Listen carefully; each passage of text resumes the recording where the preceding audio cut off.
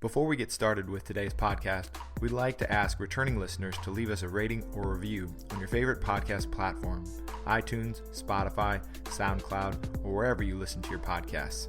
And if you really enjoy it, share a link to this podcast with friends or family who would enjoy hearing our weekly discussions about basketball and basketball culture. Now, on to the show. Jim, isn't it amazing when Michigan can keep this game to a 19-foot, 9-inch game inside that three-point line? It's all there.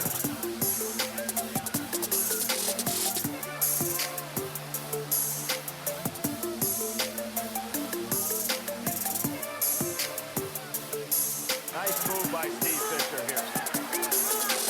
Welcome to the 19-9 podcast. I'm here with Joe Orecchio from the NBA.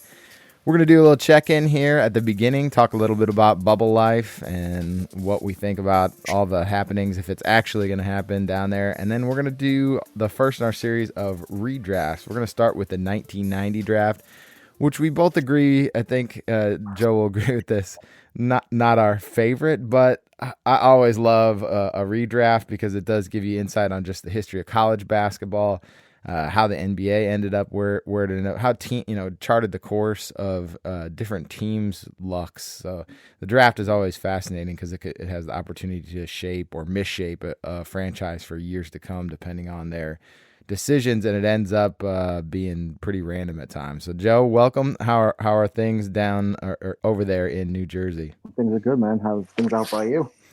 They're good. I think we're holding steady, doing as best we can, I think. Yeah, I mean it's been better here. Things are starting to open up a lot, so it's definitely been better. And cases are down a lot still, so that's good. It seems like because you guys got hit first, I actually was feeling initially like we lucked out because we didn't get it at first at all, and maybe we still will because it's all relative, like we were saying before we jumped on, but. You guys seem to have a more united front where people saw that it actually got bad. Then you guys came together, got it going in the right direction. I'm hoping that holds for you all out there, and that you keep the numbers going in the right direction. Yeah, I think it's more. I don't know. I think it was more of just because of the amount of people here, the amount of people that got it so fast, like right out of the gate. It kind of forced everybody here to do that. Yeah. Because I think if it would have been like a slow burn for a while, I don't think everyone would have done it. But I think now we're just seeing like, other states are going to have the same problem we had for a couple of weeks, and then it's going to die out there and it'll move to another state. And I think after a while it'll run through everybody's state, and then things will get a little back to normal eventually overall. So let's hope it goes that way. Yeah, me too. So the first official thing that's going to be on the air is starting tomorrow night, the arena, which you had the same reaction I did. I thought it was a preview of what things were going to look like in Orlando, but it is not. But it is going to be episodes about systemic racism, the pandemic, the changing landscapes of society. So they're going to do like a 5-day thing. So even though it's not basketball, it is basketball adjacent, and maybe they will give us a preview of the arenas at some point in that. And it should be all kind of a warm up to start thinking about what, and making it feel like it's actually going to happen. Because I was talking to you and asking like, okay, is this thing really going to happen? Because it all seems a little bit mysterious or just, out in the ether still.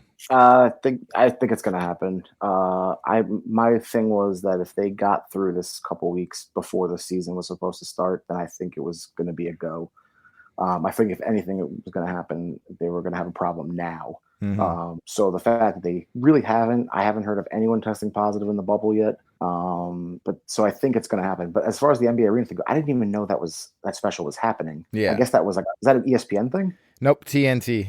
So TNT's doing it. 8 p.m. on TNT. So I think Chuck and didn't even know. Chuck and the gang. So yeah, I mean, we'll see. I mean, I think we're it's what, July 19th now. So I know. We're what? How are we? A week? We're like a week away, right? I think they start scrimmaging against each other next week. Yeah, that's crazy. So once that starts, as long as everything gets through next week, fine. I think we're going to be good. And hopefully baseball gets off to a good start and they don't have any problems. And then we can all kind of just get back to having some they already had the Toronto. They're not even allowed to play in Canada. So I'd say that's somewhat of a problem off the. I did see that. I think they're going either Buffalo or Florida. Yeah, off the top, a bit of a problem. But yeah. I don't know. It seems like the NBA, and I even when I thought about it, like when players were scared, I get it because there's something centering about being in your hometown or your home space. But man, the way they've got it set up down there just seems like there can't really be a safer place on earth. Like the way they're doing it, right? It's a good setup.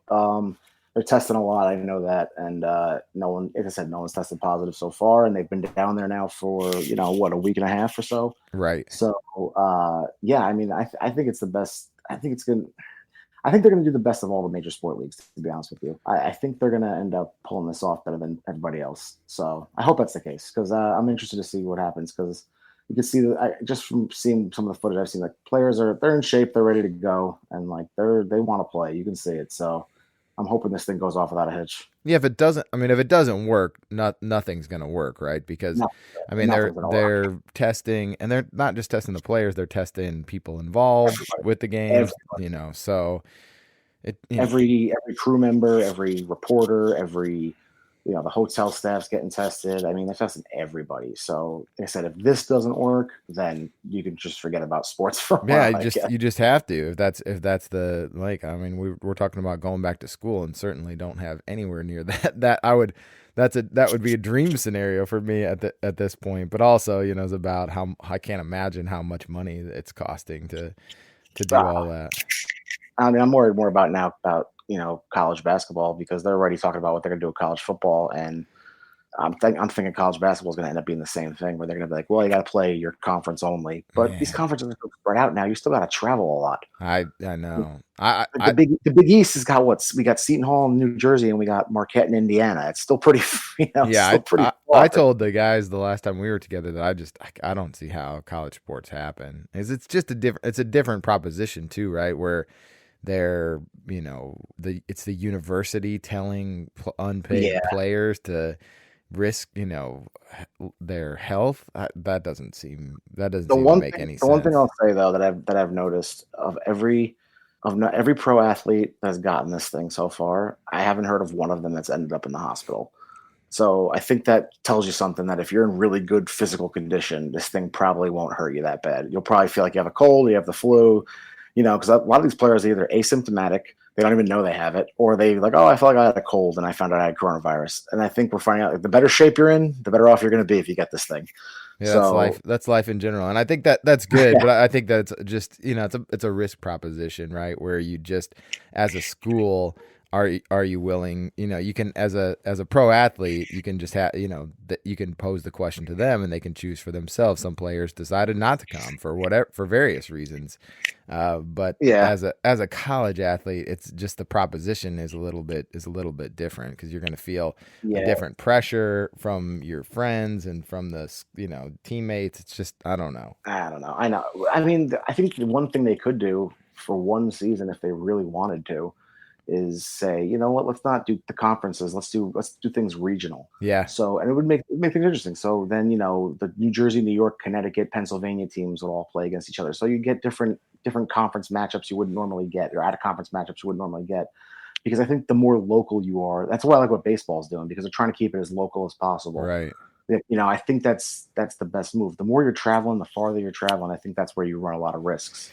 Yeah, I think the other concern though is about the different protocols too at different schools. Like Purdue here in Indiana is having every student on that's coming back to campus take a test beforehand. But what's another school doing? Maybe they're not doing that. And what are they doing for their team? And is their team allowed to intermix with the rest of the student population? Or like you could create a bubble, but I just don't know. What they're all doing, and they're all operating on different islands. That's kind of how the states are doing it right now, and you can see that the success, that to varying degrees of success, no matter where they are. A lot of people are trying different things from California to Florida, and I don't know. I don't know what I mean, you talk exactly is about working. eligibility for the athlete too. Yeah, Like, exactly. Like, what would you do? Would you yeah, forfeit a year of eligibility, or could that be like a medical red shirt? yeah, I don't know. It's a disaster. I mean, the one thing I could see them doing maybe is trying to push off the seasons as long as they can. Yeah, Which I mean, at this point, like the NBA season, I've had to get delayed. Everything's gotten delayed, everything's right? gotten delayed, right? So why not? So if they said, "Hey, college basketball is not going to start till at least 2021," I mean, Yeah, okay, at least it gives you 4 more months to hopefully, whatever, a couple more months to figure things out. I'd take it even if they pushed it to the spring and Spring, even, spring and the yeah. summer. Yeah, that'd be all right by me. So it'll be interesting to see what they do. But I'm kind of hoping we get at least some kind of season out of this. Well, before we get started with the NBA draft, that sound means it's time for our sponsor reading. A-Zip Pizza is a build-your-own pizza place in Indiana and Kentucky. They have unique pizzas each month like Alfredo. Alfredo sauce, penne pasta, chicken, more Alfredo, mozzarella, garlic breadstick, and they also have a ton of ingredients you can choose from to create something delicious on your own. Order online for curbside delivery at azippizza.com/order. They have some just delicious. They're like the Subway of pizza places. So always love being able to order from them, and they're fun to get a pizza pie from. It's build your own. It is, yep. So I love it. All right, I can get down with that. Delicious stuff.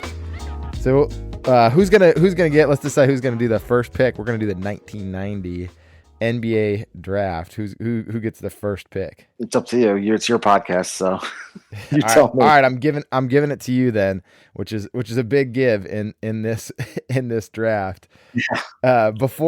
Before we do the start with our picks, you want to review who the top. We're only going to go. What are we going to go? 13 or 14 here, because I think that's far enough. We can go until we say this is a terrible draft and we don't want to do it anymore. Fair enough. All right. Give us the top 14 at least right now. Of you want the teams and who they picked? Yeah, the teams and who they actually. So this is the actual order they went. Yeah. Okay, so it was 1, New Jersey took Derek Coleman. 2, Seattle took Gary Payton. 3, Denver took Chris Jackson, who became Mahmoud Abdul-Rauf. 4, Orlando, Dennis Scott. 5, Charlotte, Kendall Gill. 6, Minnesota took Felton Spencer. 7, Sacramento, Lionel Simmons. 8, the Clippers took Bo Kimball. 9, Miami took Willie Burton. 10, Atlanta took Ramil Robinson. 11, Golden State took Tyronn Hill. 12, the Clippers took Alec Kessler. 13, Houston took Loy Vaught. 14, Sacramento took Travis Mays. And 15, Miami took Dave Jamerson. And we might have lost everyone. I tried not to fall. We've been watching this TV show called What We Do in the Shadows. It's like a goofy vampire. Oh, I've seen it. Yeah. Have you seen it? Okay. So there's an energy vampire on there, and he'll just start rattling off random facts about stuff. And I feel like after we got past the top 5 there, that's what was happening to me. Well, the good news is that there was a lot of other good players who got drafted way later. I know. Draft. Yes, exactly. So when we redraft, we're gonna do this right, and it is consistently amazing. Like, it does not matter what draft you pick, right? There is, everyone worries about getting, to the top of the draft, but heck, it's half of it's about luck, don't you think? Yeah, and actually, this is funny when you look at this draft. I can honestly say this is one of the few drafts where the top 2 guys picked actually probably were the 2 best players out of this draft. Yeah, but the gap between 1 and 2 is very big. And that happens sometimes. Like last year, I think at least starting out, Ja and Zion seem to be 1, 2 far and away. So we'll see. I mean, that definitely can happen. I think even drafts sometimes where things go wrong, like Odin and Durant. I mean, those guys were, barring injury, that was the right picks, and they would have been really good. Oh yeah, I mean, and again, the NBA even back in 2007 was still all about if you can get a great big man, you gotta take them. Yeah, the ones that are crazy are like the Giannis's that just you're like, what? No one knew about. How do you? It's just such dumb luck.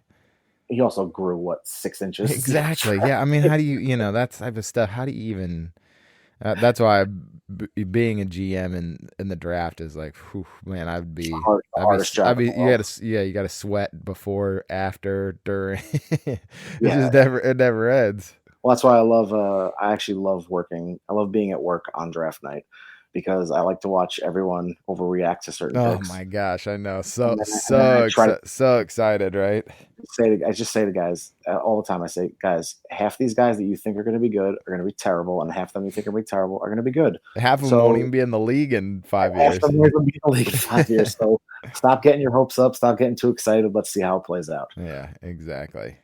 All right, man. So, Well, you're on the clock with the first pick in the 1990 redraft. well, this is easy because this draft only included one Hall of Fame player. So with the first pick, the New Jersey Nets, I'm taking Gary Payton from Oregon State, who was clear, far and away the best player in this draft. 9-time All-Star, All-NBA first team, Defensive Player of the Year.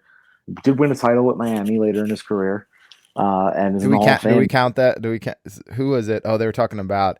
Somebody suggested Vince Carter should come back for the Lakers and see if he can pick up a title. I don't know what That's I'll give Gary Payton his because he was a good rotation guy. He was in the rotation on that team. He tried to get one with the Lakers before that too, right? It wasn't like the Mitch Richmond scenario where he got one with the Lakers, but he never. Oh yeah. But Gary Payton was far and away the best player in this draft. Started off first couple of years was okay, but then I think it was like his third year he really took off. And I mean, when you talk about Gary Payton, he's one of the best defensive players of all time. He's one of I think 3 guards to ever win the Defensive Player of the Year award. Michael Jordan would disagree. He didn't worry about him at all. Well, obviously, yeah, he wasn't concerned at all. But I think it was him, Alvin Robertson, and Michael Jordan are the ones that have won it, or maybe Moncrief won it also. I'm not 100% sure. How come guards don't get any love for Defensive Player of the Year? Because I mean, it's not like that part of basketball doesn't matter. I mean, I know it doesn't. I mean, I think it's because there's no stat besides steals to really like in the box score. Sometimes. Yeah. Steals confusing because I've seen Iverson lead the league in steals. Right. No one would ever say he was a great defensive player. I mean, you could say the same thing about blocks though sometimes too. Like that, who was it? It was probably Whiteside this year, and I wouldn't consider him a great defensive player. Yeah, he's a great shot blocker. Exactly. I wouldn't say he's a great defensive player. You can be, yeah. But yeah, Gary Payton for the Nets. I mean, who knows what that would have done? But at the time, though, too, when you think about the Nets, I think they had Mookie Blaylock at the time still. And this is pre-Kenny Anderson. So I don't know, if that would even been something they would have considered. And I mean, obviously Coleman was way more high profile in college because he played at Syracuse and more in the national spotlight. Gary Payton was playing at Oregon State, and I can't imagine back in 89, 90, anybody saw him play that much. Well, with Derek Coleman, I mean, I can't imagine anybody taking Derek Coleman, not taking Derek Coleman first after the year he had, and just like you said, all the notoriety, they would have been really out on a limb selecting a guard from Oregon State as the first pick. Yeah. With that in mind, I've got the second pick in the draft, and I'm gonna really shock some NBA heads if it was back in the day. I want to take Tony Kukoc. All right. I mean, can't really argue with this.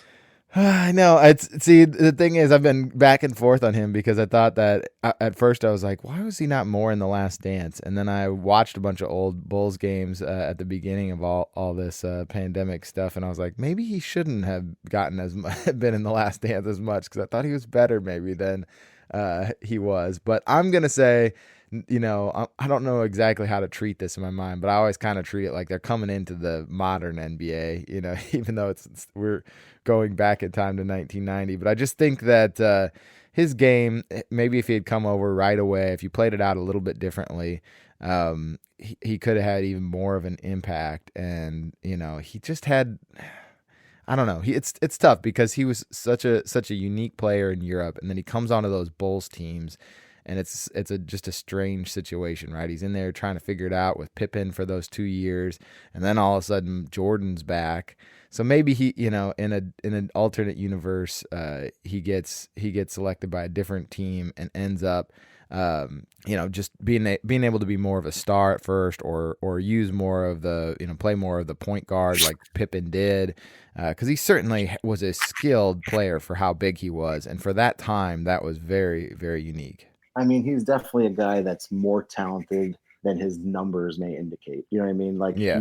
He's definitely, like, if you look at his career numbers, like 12 points, 4 boards, 3 assists, he was 6th man of the year. Okay, he had a good career, but like you're right. I think if he came in today, he would have thrived in today's NBA. I think. Yeah, because he just, I mean, all of his faults get erased, and I think too, even if it was back then, if he had come in on a team that just needed him to do more, because it seemed like he was willing to relegate himself, like Chris Bosh or Kevin Love, like they're just guys that are really good, but they're willing to take a back seat. Some guys just aren't willing to do that. It seemed like he was okay with that, and that's just the role he ended up playing. Yeah, I mean, I agree.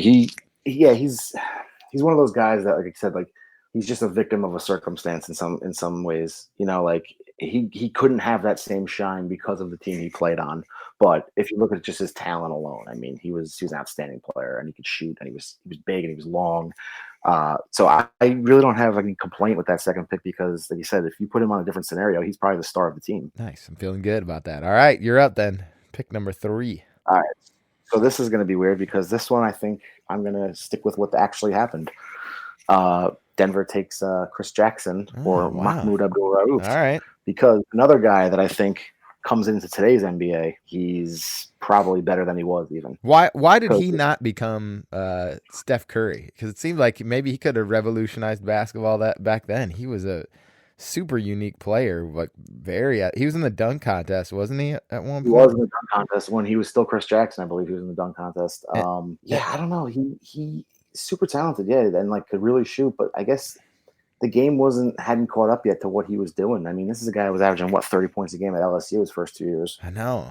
Shooting the lights out at LSU. He was unbelievable. Well, I remember still to this day hearing a story about him because I think heard it when I was still playing, and they said at the end of practice, like one of the things that he had kind of a OCD some kind of thing like that. He wouldn't leave the gym until he hit 25 threes in a row, and that to me as a kid, in a row, yeah. So, I know that like blew my mind as a young. I'm like, I don't know if this basketball thing is what I'm gonna do. Older. Yeah, wow, 25 in a row. That's crazy. I know that was his thing, 25 in a row. I'm like, all right, that's good. Yeah, I never heard that story though. But yeah, he was unbelievable. I mean, and like I said, he'd be if he had the stats he had at LSU today and was coming in, he'd be a no-brainer top 3 pick, and a team would be looking to build around him, similar to the way the Nuggets were looking to build around him. And he still had a very good career. It was kind of short. It was like 9-10 years. It wasn't very long. Yeah. But he got in. I feel like I don't know how much a role it played, but I mean that stuff does end up playing a role. But he had kind of an early, some social issues maybe that led to locker room stuff in a different time period.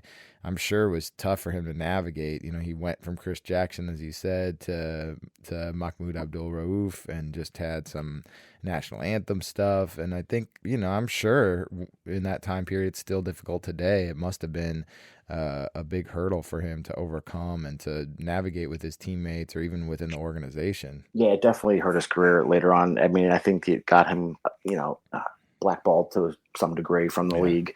But if you look at it, he had a couple year stretch there, especially at the beginning of his career. I want to say like 92, 93, 94, where it was really good, and shooting high percentages from, Did he ever make an All-Star? He never made an All-Star team. He was most improved in 9th grade, but that was it. He was most improved player, and that was the only thing he ever won, really. He never All NBA, nothing. Yeah. But again, another guy whose talent was more than what he actually accomplished. I know. Like. Denver seemed like talk about perfect place. Man, that seemed like the perfect place for him to land at too. Like the high altitude, they were run and gun even back then. I don't know. Yeah, but that one I think I would stick with because I think that was the right move for them at the time. All right. You're up now with my team with the fourth pick. I'm going back to the first pick. I'm taking Derek Coleman. From Syracuse. And man, I loved watching. I mean, he was one of the first players I remember seeing on TV consistently. And lefty, I'm a lefty, so loved watching him play. Now I've got 2 lefties in this draft already, so I'm pumped about Derek Coleman. He was he was, especially the first couple years, he was really good in the NBA. And it's funny, he didn't have a bad career. Like numbers wise, especially, he had some good years with Charlotte and some good years with Philly. He was not it's not like he started off hot and then flamed out. I mean, he started off, all-star team 1 year, and he was 3rd team All-NBA twice. And, he was a good player, but he just never took that next step. He never it just never went any farther than that. And he was one of those guys that like his best years were his, first couple years in the league, and then he was good, but he just never became spectacular like he should have been. Did he in peak college, too soon, or was he like a too much too soon generation kind of guy? Well, he was also a head case to some degree Yeah. too, though. I mean, I don't know if you remember the Sports Illustrated cover that he was on. I don't actually. I followed him in college and then kind of lost track. Was in New Jersey, not one of the teams I used to follow back in the day. And that's funny because that team, in the early '90s with him, Drazen, and Kenny Anderson was a really exciting team. Yeah. Oh yeah, they were. I used to go to those games a lot when I was a kid, and they were very even after Drazen died, they were still a good team. That sounds like an awesome team to watch. Like just again, if you could plop them in 2020, that sounds like they'd be fun as heck. Yeah, here's the actually just pulled up the cover for the Derek Coleman cover because it says petulant prima donnas like New Jersey's Derek Coleman are bad news for the NBA. That was the cover of Sports Illustrated. Ouch. Holy cow. So his reputation didn't help. He had a bad dude. I think that hurt him going forward in the NBA. Do you think he would have benefited then because he's on the East Coast or stays on the East Coast there with the Nets? Would he have been better off if he had gotten selected by Orlando or ended up in maybe went somewhere else? Somebody. Yeah, I think that might have been part of the problem that he stayed local. Maybe all his friends were here. Like, who knows? It's so weird, the circumstance of where you end up and who you're around. And I just think that it might have been a thing where like he would have been better off if he went somewhere else. Well, you just think about like what they do for the guys now. There's just so much more care put into these guys' lives off the court. There's always been training and all that goes along with it. But now there was just, I remember seeing the Stephon Marbury documentary and him talking about like ending up in Minnesota, and after the draft it was just like boom, here I am in Minnesota, and he just living on his own in an apartment. And I feel like the guys now too like move their families with them more, and you just need wherever you go when you're that young, I feel like you still need a support system. I mean, heck, as an adult I've got a support system that I rely on. I can't imagine being like a 21-year-old millionaire living somewhere on my own. It's a recipe for becoming a prima donna. You need someone to keep you grounded, right? Yeah, I think actually my favorite draft reaction of all time is still when Zach LaVine got picked by Minnesota. The look on his face was just like, I gotta go to Minnesota. I'm a Cali kid, and I gotta go to Minnesota. Oh man, the Toronto ones back in the day. I feel like Toronto is much improved now, but back in the day, the people who would get you get drafted, Steve Francis getting drafted. He was so mad. Oh Lord. Well, I think he was the last guy I remember that refused to play somewhere. Actually, oh my gosh, I think so too.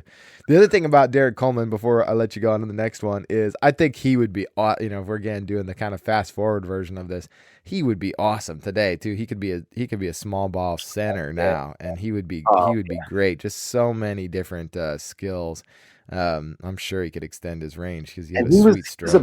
He was a better athlete than he got credit for. For sure. Oh, for sure. Definitely underrated athlete because he looks kind of a little round, but I think because later in his career he got a little heavier, but early on especially he was a really good. He had athlete. some bounce. Yep. Yeah. All right, you're up. All right, so Charlotte at 5. So I'm kind of torn here because I actually think Charlotte here made a great pick because I think Kendall Gill was a very good NBA player who was remarkably consistent on every team he was on. Yeah, you knew what you were getting from him. He played for my Bulls back in the day. I liked him for a lot of teams, yeah. And I think he did. I'm kind of torn between him and Dennis Scott, but honestly I think again I can't believe I'm doing this. I think I'm going to stick with this one. I'm going to stick with Kendall Gill. Really? All right. Look at you going chalk. Yeah, I mean Dennis Scott was good. I'm an Orlando fan, and he was a great 3-point shooter, but he didn't do much else. Like, he didn't create his own shot well. He wasn't getting anybody open. He wasn't, Kendall Gill was a great defender, led the league in steals one year, was a very consistent scorer. You were always going to get 12 to 15 points out of him every night. He was a decent shooter.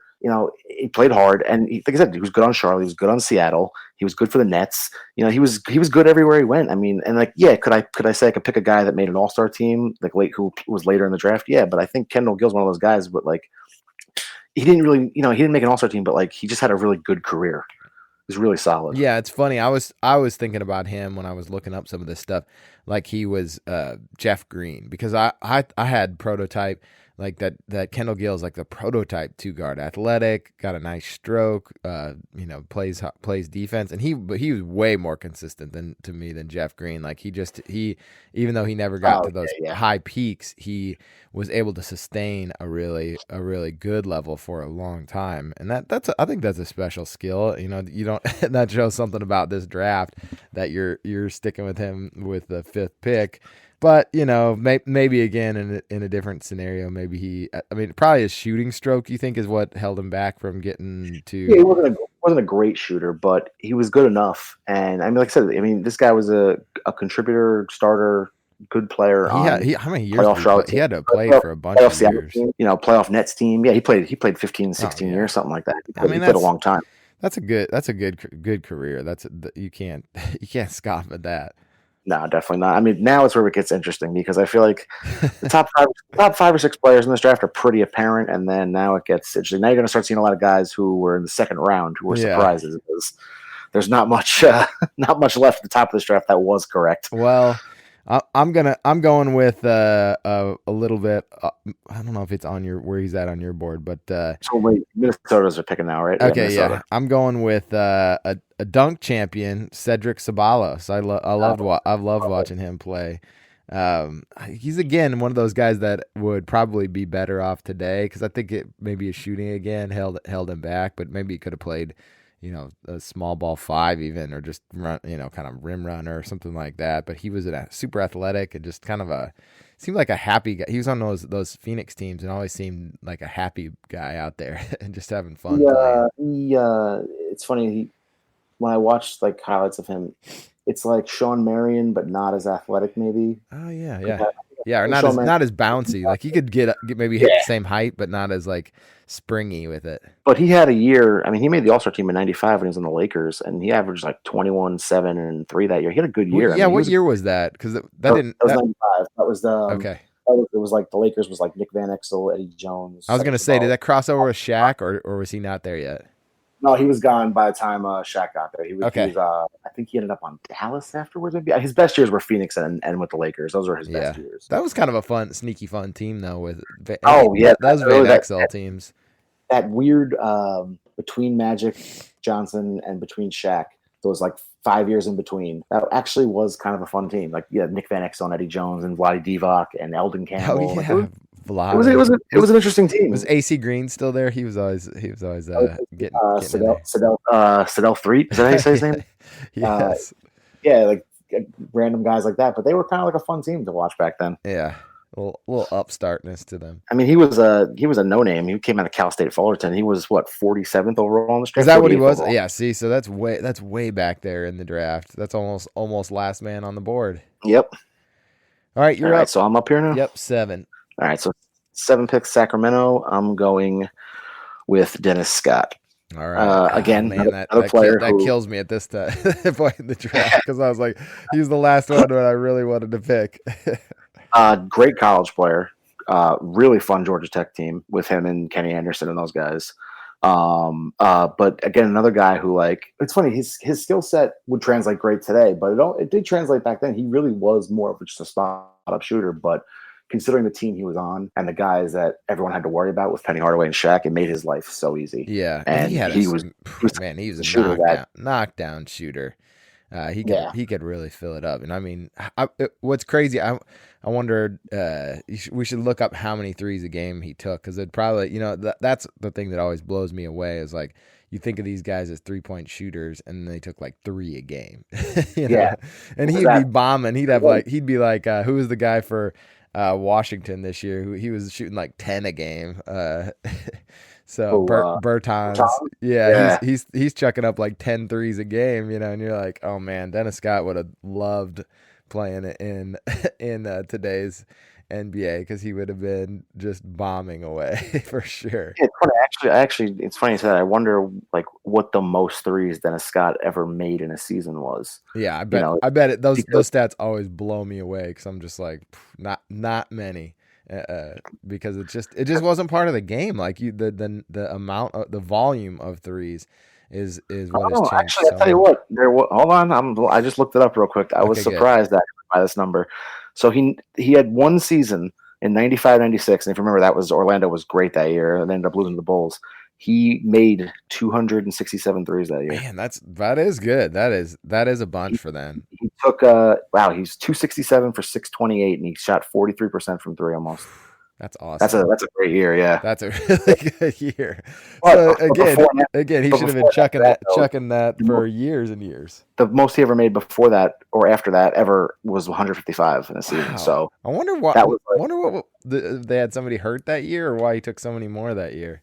That was the year that Shaq was hurt the first 20 games of the season. Okay, so he got featured more. Yeah. But yeah, that's surprising. I wouldn't have guessed that he hit that many threes back in the mid 90s. Yeah, pretty amazing.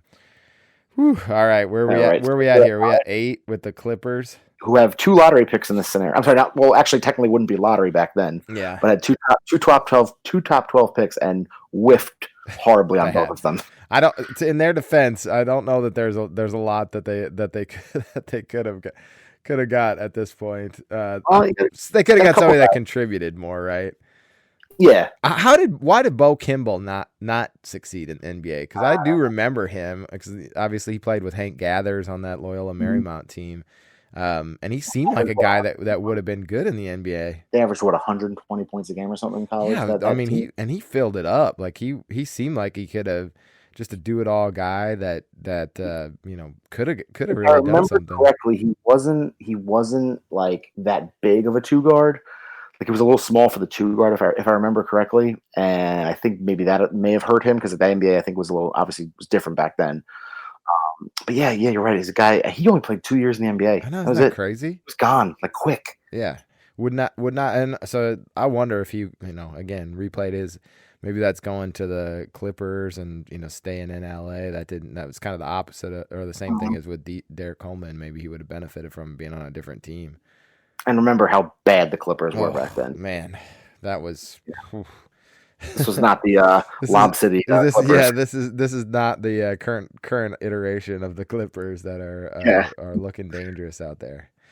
All right, who are you taking? I'm taking a former Pacer who I loved, one of the 2 Davises. I'm taking Antonio Davis here. Give me some brute force. I'm ready. I've picked up some skill players. I'm ready for a brute force guy. So this is a guy who actually is the opposite of a Derek Coleman and all those guys. Like, he got better as the years went on. He went overseas, I think, initially. I think he played 2 years overseas when he got drafted, and he didn't come over until 92 or 93. And, was a good role player for the Pacers, but he really started to come into his own with the Raptors later in his career. And he made an All-Star team, actually. He actually started the 2001 All-Star game. Really? He was a starting center. I did not know that. Yeah, he's on the David Robinson. Him and Dale Davis are on the David Robinson all jacked team, too. Oh, yeah. He was also a super nice guy. I remember he mentored Al Harrington coming out of high school. I think Al Harrington might have lived in his house for a year. So that's that goes into what I was saying earlier. Is like the NBA had figured out, like, hey, if a guy's coming in young, you gotta get him. Someone's got to take him under their wing and make sure they're flying straight. Another guy who, kind of like Kendall Gill, was just remarkably consistent. Yeah. You knew you're gonna get a double pretty much. He'll get you 10 and 11, 11 and 10 every night, basically. Yeah, never worried about him. He's always doing the right thing. Yep. All right, who's going to Miami? So Miami originally took Willie Burton, who I remember Minnesota was a great college player and really didn't do much in the NBA. Yeah, he was. But I'm gonna go a guy who had a shorter run, but had a couple years where he was really good, and that was Jason Williams. Not white chocolate Jason Williams, the other Jason Williams. I wish. Yeah. Who went to St. John's and I think went 21st overall in that draft. But I thought he had led the league in rebounding one year. He was leading the league in rebounding, but he didn't finish that season leading the rebound. But he made the All-Star team in '98 for the Nets, I remember that year. That was a couple years after the Nets made like a big trade where they kind of like broke everything up, and people were like, "Oh, the Nets are going to be terrible for years to come." But the trades they made, they ended up having I think the team was Sam Cassell, Kendall Gill, Kerry Kittles, Keith Van Horn, and Jason Williams, and they ended up being the 8th seed that year in '98, which we saw in the Last Dance. And actually played, even though they got swept 3-0, they played the Bulls pretty competitively in that series. Yeah, they seemed kind of like an upstart in the way they showed them, and I do kind of remember them somehow like that, like they were like, oh, maybe they'll be good in a couple of years. But he kind of started coming on and made the All-Star team, and then I think it was the next year he broke his leg real bad. And that like just ruined his career. He was pretty much done after that. Yeah. And then the Nets started what I like to call the string of net centers that was after Jason Williams. You look at the string of net centers, it is some of the worst names you've ever seen in basketball. I'm talking Jim McIlvaine. I'm talking Jamie Fike. I'm talking Todd McCullough, Jason Collins. I mean, they went the next like 7-8 years with just awful centers after that. We could find them some from this draft, perhaps. Oh, for sure. we've got some available still. So you're up now with what, Atlanta at 10? Yeah, Atlanta. I'm going with a speedy little guard. Who maybe I'm continuing my trend of dunk champion. I'm taking D Brown. I like D Brown. He another guy. He was better than he gets credit for, I feel like. Yeah. Another guy who I think too in the era now of positionless basketball, some of these guys would have been better off, because a guy like D Brown, who is a natural scoring guard, I would almost guarantee that back in the day people were like, can he become a point guard? How does he run the point? And it's just like, he's not a point guard. Like, it's fine. Put him out there as a let him score, let him do his thing, like Iverson or now like Dame Lillard or whoever does it now. Like, they're just a guard, and it just having to define that role and be a distributor. Some guys just don't have that skill set, and that's okay. They didn't get it back then, though. I mean, he was small and skinny. He was very skinny. But yeah, you're right. He was more of he was a two guard in a point guard's body, and that back then that was a kiss of death back then. Done. Yeah. Anybody that was. Yeah. I mean, that's a term you never hear that term anymore. Tweener. I mean, that was like a real thing. I know, that was like a huge concern. If you were like a 6, heck, Zion, people would have been like, well, I don't know. He's a bit of a tweener. He's only 6'7". So it just doesn't matter anymore now. Yeah, people just don't think that way. They're like, well, can he play? But it's funny. They still bring it up. I still hear that the argument's brought up when the draft, always leading up to the draft, or people are talking, well, he's only 6'7". It's like, it doesn't matter anymore, man. We've seen it now. Like, I've seen Draymond Green play center at 6'7" and be fine. Like, size doesn't really matter anymore. Right. And I think it's just the measurements. I forget the other day someone was saying too who it was. They attributed it to some coach that said you should measure guys to their shoulders, not to their. Oh, it was Jackie McMullen on one of the podcasts said it that you should measure them to their shoulders, not to their head, because the from your shoulder to the top of your head doesn't really matter. That it's just how tall you are to your shoulders and then how long your arms are. And I was like, man, that does, we get, and I guarantee teams look at that, but it's just not what gets reported. But really, that's what matters, because you think about Durant again, he's only 6'9", whatever that means. But I bet to his shoulders and with his wing, how long his arms are, he's bigger than a lot of 7-footers have been in the NBA. Yeah. He looks bigger when you see him standing next to certain guys too. Like, he looks bigger than DeMarcus Cousins when I've seen them standing next to each other. Yeah, and that might just be like because their shoulders are the same height, and then he's just got a short neck or whatever, And he's way longer than DeMarcus Cousins would be. Exactly. So at 11 here, first of all, can I just make one comment on Atlanta taking the biggest villain in Seton Hall history, Ramil Robinson? Yes. Oh man. Very happy to see his career didn't pan out the way we. Oh man, he had a moment though. He's a college history in the annals of college history. He'll always be remembered. He got his moment. He did. So at 11, I'm taking, again, I hate to do this, but this is the right pick because he's the last guy that made an all-star team in this draft, and that's Tyrone Hill from Xavier. Oh, my gosh. It's funny, you look back, he made the 95 all-star team. How did he make an all-star? I mean, he had a good year. I want to say he averaged like 14 and 10 that year for the Cavs, and the Cavs were they were like a good Eastern Conference team in the 90s, but they were always like a second-round exit. They were kind of like how the Hawks are nowadays, or actually how the Hawks have been for 30 years almost in a lot of ways. But that's a Jamal McGloire all-star appearance right there. Where you're like, it's one of those. One of the guys we found he was an all-star. Like, okay, whatever. Really? But it's funny. I mean, Xavier has a very good history of producing pretty good NBA big men, though. Like between him, David West, obviously. Even guys who had lesser careers, but Derek Strong, who's in this draft, also was from Xavier. Like, they've produced some decent big guys. They don't produce many guards, but they've produced some decent big guys over there. Brian Grant was from Xavier. Guys who've had good NBA careers. And Tyronn Hill was another solid. He'll give you 9 and 8. He'll give you 10 and 10 every night, but he's just never going to be your star player. And now it gets really interesting. Ooh, boy, we've got a little Dave Jamerson that we could he's still out there. Anybody? No, I'm going with another big guy. I'm sticking on the big guy trend, hoping that I can make him teach him to shoot and become more of a stretch big guy. I'm going with Eldon Campbell. So he was thick. I mean, just a thick dude. I remember seeing him play and being like, man, that guy. He just had an NBA. They'd say now had an NBA body. He was ready to go. Yeah, and he another guy who started off his career on those Laker teams that were very good. He actually got Magic was still there when he first got there, and then after Magic retired and Worthy retired, he got more of a role and he was a starter. And then I think his best years actually were in Charlotte. He was a starting center for Charlotte for a couple of years in the late '90s when it was like him, Anthony Mason, Glenn Rice, and he had pretty good years with Charlotte at the end there. So he's another guy that kind of got better as the opportunities got better. He kind of rose to the opportunity. I feel like. Yeah. I liked him. He could be. I guarantee he could have been a rim runner. In this day and age. It seemed like he always played hard too, which is one of those things that I underrated for a long time when thinking about the draft, and I just think about it so much more now because it's just so important. Like, does the guy play hard every time he shows up, and that matters so much. So I guess I'm up with Houston now. You're the second to last pick here with Houston. Who you got? I got mine already picked out. I'm going with the homer pick here.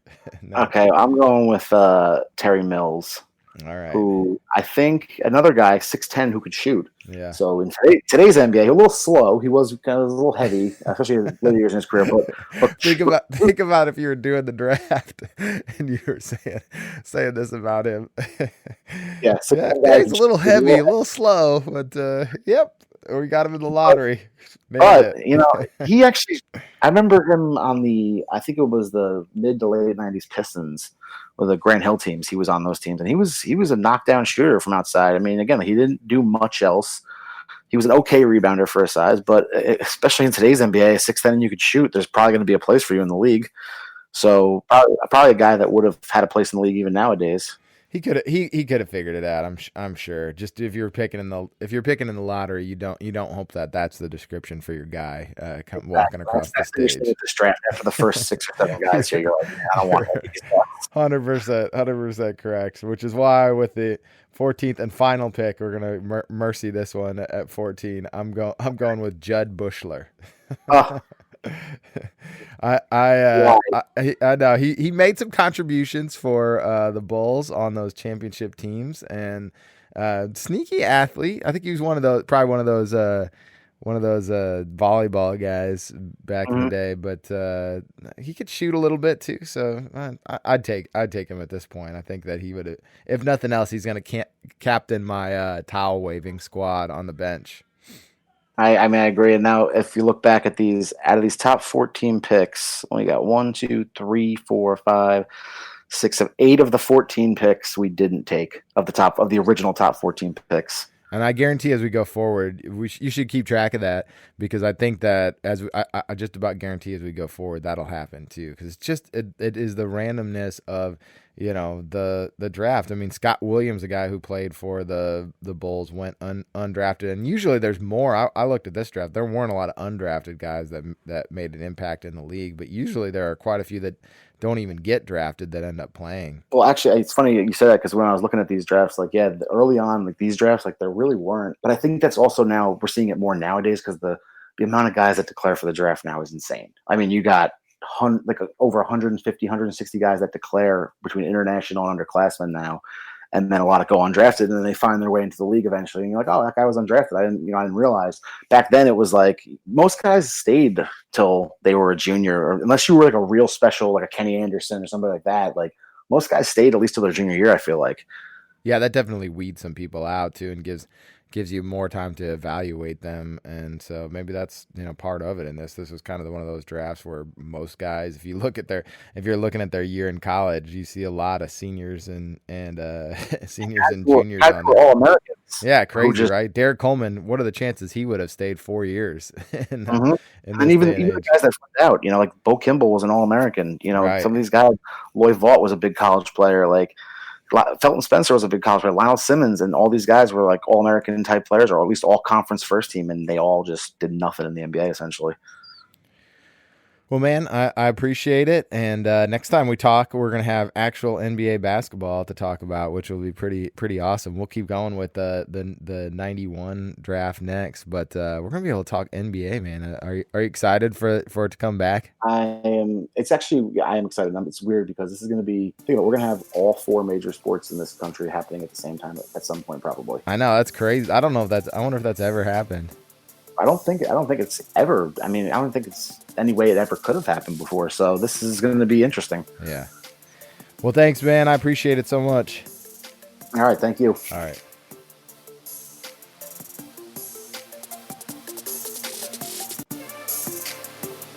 Thank you for listening to the 19.9 podcast with HVS, the High Volume Shooters. For more information, check out the blog at 19.9.com under HVS. And while you're there, do yourself a favor and pick up some retro college shorts. Until next time.